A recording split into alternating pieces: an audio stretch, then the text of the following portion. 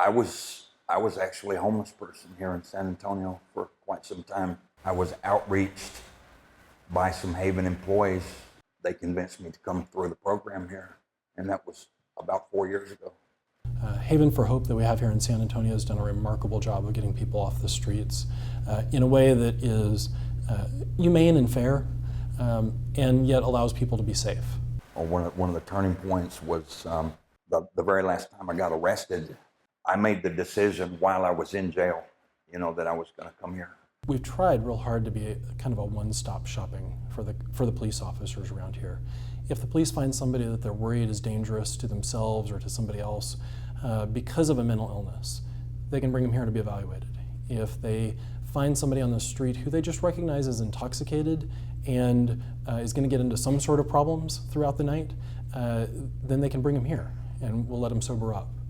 If they can't know the difference, and sometimes they look real similar, somebody who's intoxicated on methamphetamine or cocaine can look all the world like they're psychotic, they can bring them here and we'll sort it out. The big problem in most cities is that the services are available, but they're scattered, all over the city, and it's difficult for somebody to keep motivated when you have, referral after referral after referral. That means that you have to find transportation to get from one side of the city to the other.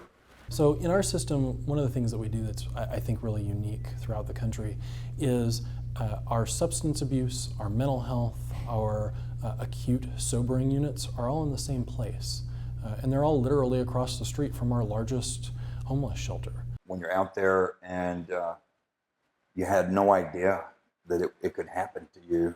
I slept in makeshift campsites out in the woods, under bridges.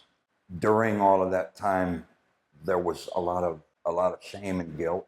People who are homeless, they aren't there because they chose to be there. This idea or this romantic notion that there's people who just choose to be homeless.